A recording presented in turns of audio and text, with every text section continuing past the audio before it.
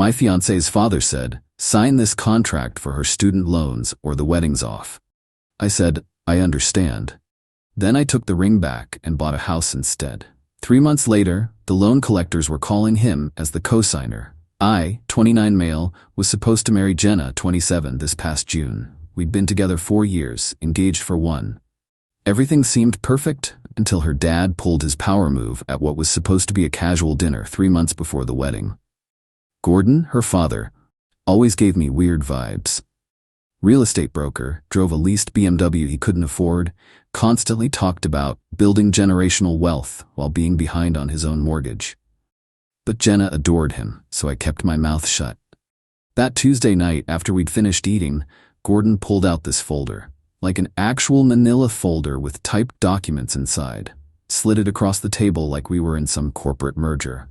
"Before you join this family officially, we need to discuss Jenna's education investment."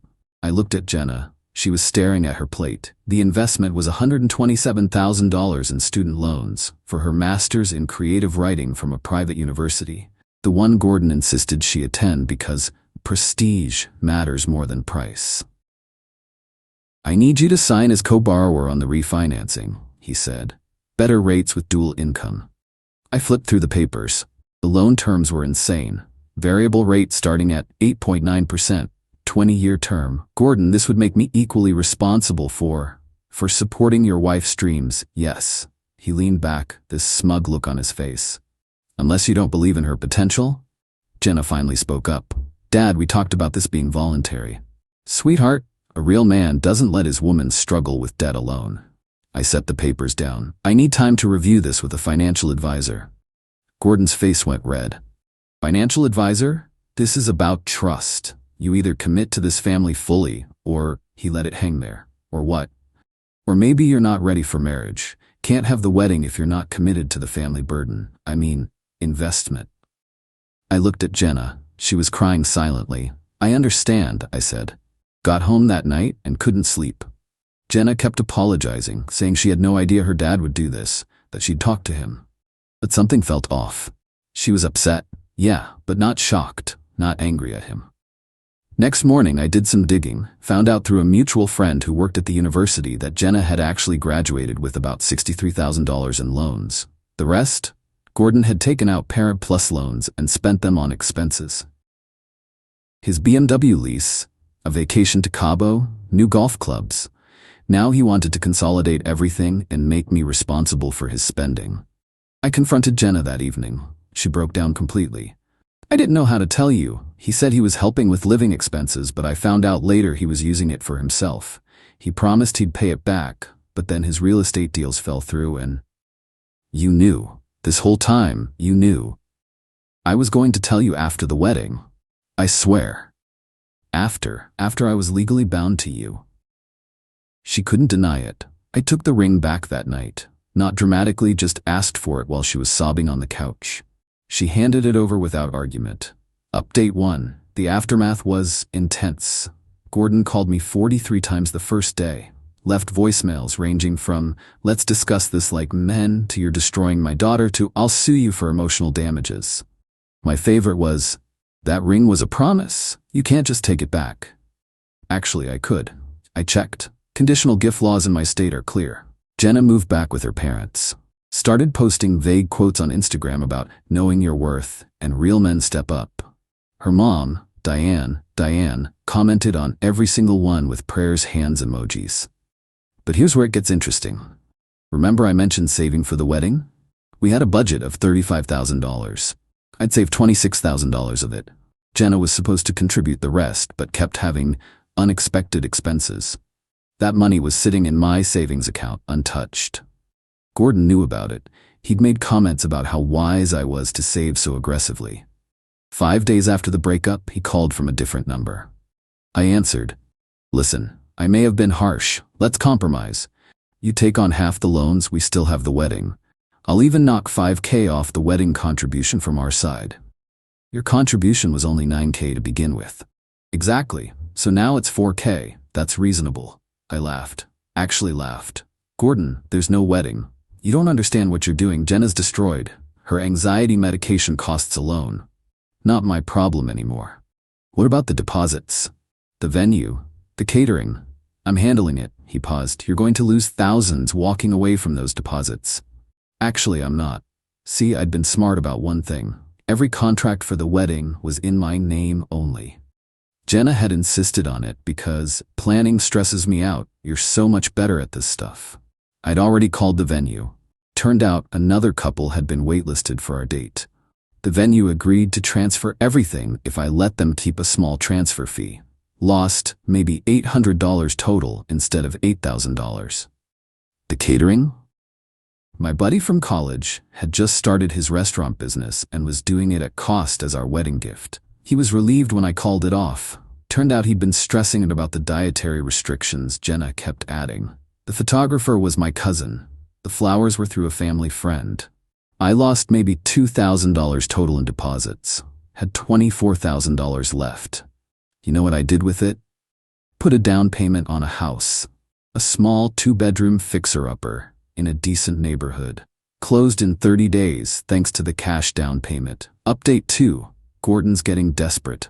Found out through mutual friends that he'd been telling everyone I financially abused Jenna by stealing the wedding funds. Even called my parents to tell them they raised a con artist. My mom's response was legendary. At least my son knows not to spend loan money on a BMW lease.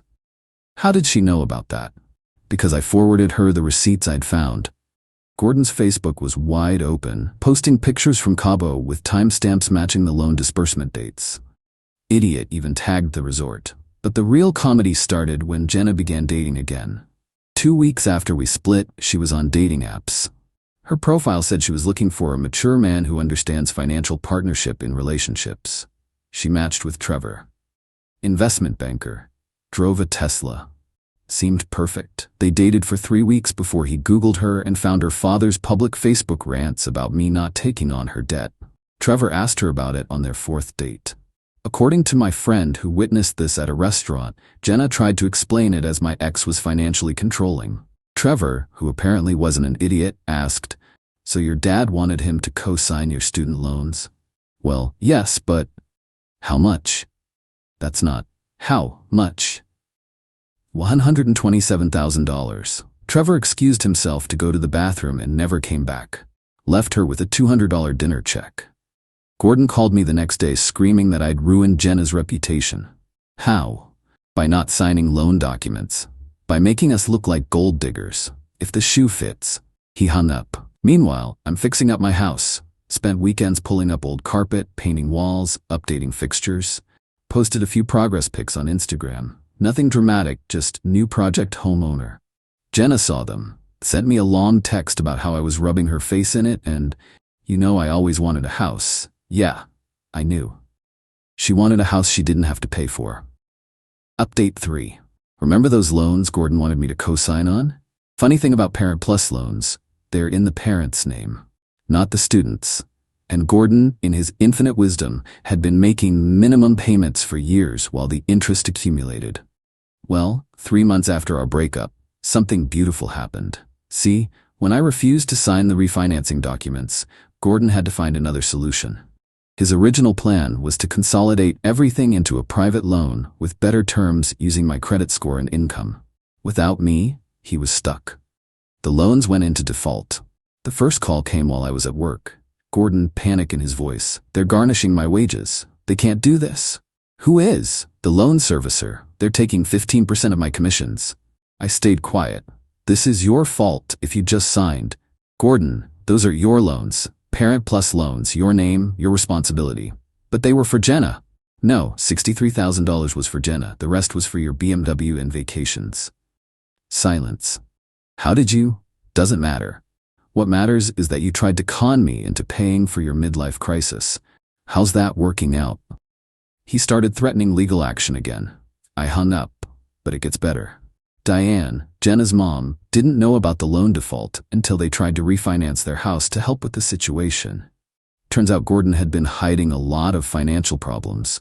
The default tanked his credit. No refinancing possible. Diane called me crying, begging me to reconsider. "He made a mistake. Please, you loved Jenna once." I did. Then I found out she was complicit in fraud. It's not fraud, it's family helping family. It's literally fraud. Using education loans for personal expenses? That's fraud. She hung up on me. Then came the real estate license issue.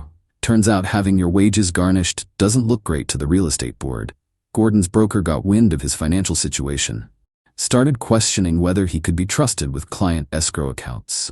He wasn't fired, but he was put on probationary status, meaning someone else had to oversee all his transactions. His commission split went from 70-30 to 50-50 to account for the extra supervision. Update 4. Jenna reached out last week. Different energy entirely. Can we talk? In person? Against my better judgment, I agreed. Met at a coffee shop. She looked rough. Stress, weight loss, bags under her eyes, nails bitten down to nothing. I'm sorry, she started. I should have told you about the loans, about Dad using the money. I waited. He's losing it. Mom found out he took out a second mortgage last year without telling her. Used her signature. She's filing for divorce. That's unfortunate. I need to ask you something. She pulled out papers. Would you be willing to write a statement for Mom's lawyer about Dad trying to force you to take the loans? I looked at the papers. Your mom wants me to help her divorce your dad? She needs to prove financial deception. Your situation shows a pattern. The irony was incredible. Jenna, you were part of that deception. I know I was, but I didn't think. You didn't think I'd find out until after we were married. She started crying. I loved you, I still do. Dad always said this was how families worked. That you share burdens. No, Jenna, he taught you to pass burdens onto others. I took the papers. I'll think about it. Got home and actually laughed. They wanted me to help clean up the mess they created. But here's the thing, I actually did write the statement. Not for Jenna or Diane, but because Gordon needed consequences. Detailed everything, the attempted coercion, the threats about calling off the wedding, the revelation about misused loan funds. Diane's lawyer was very interested in the Cabo vacation funded by education loans. Update 5. Gordon's world has officially imploded. The divorce proceedings revealed even more financial crimes. He'd opened credit cards in Diane's name. Took out a car loan for a boat he sold 2 months later. The Parent Plus loans were just the tip of the iceberg. But the real karma came from an unexpected source, the IRS. See, when you use student loan money for non-education expenses, that's not just fraud, it's potentially taxable income you didn't report. Diane's lawyer, being thorough, reported the whole situation to the IRS. Gordon called me drunk at 2 a.m. last Tuesday. You destroyed my life. No, Gordon, you destroyed your life. I just declined to participate. My daughter won't even talk to me. Can you blame her? She has to move back in with Diane, can't afford her apartment anymore. Maybe she should get a job that uses that creative writing degree. He went on a rant about respect and family and how his generation understood commitment. I put him on speaker and made a sandwich. Eventually he tired himself out. You could have had everything. A beautiful wife, a family, connections in real estate. Gordon, I do have everything. I have a house that's mine, a job with no garnished wages, a credit score in the 800s, parents who aren't getting divorced. What exactly did I miss out on? He hung up. Jenna texted me the next day. Dad's moving back with Grandma. Lost the house in the divorce. I didn't respond. She sent another. I got a job at Barnes & Noble. Good for her. Another. I'm sorry for everything. You didn't deserve any of this. That one I responded to. You're right. I didn't. Final update. Closed on selling my house yesterday. Made a $38,000 profit after just 6 months of fixes and market appreciation. Already under contract for a better place in a better neighborhood. Gordon's living with his mother, working part-time at a different real estate firm. His wages are still being garnished. The IRS hit him with $34,000 in back taxes and penalties. He's 58 years old and basically starting over. Diane got the house in the divorce, but had to sell it to pay off the secret debts Gordon accumulated. She's renting a 1-bedroom apartment now, working as a receptionist. Jenna's still at Barnes & Noble, dating some guy named Keith, who apparently also has massive student loans. Guess she found her financial partnership. My cousin, who was going to photograph our wedding, shot a proposal last week. The guy signing the check mentioned he'd heard about that situation with the loans through mutual friends. Said it made him and his fiancée have a serious talk about financial transparency before marriage. They actually went to a financial counselor together. You probably saved that couple years of problems, my cousin told me.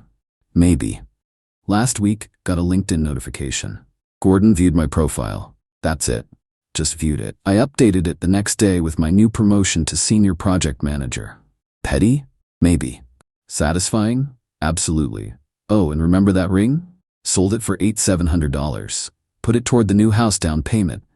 The jeweler asked if there was a story behind it. I said, yeah, dodged a $27,000 bullet. He laughed and said I should buy a lottery ticket with luck like that. Told him luck had nothing to do with it.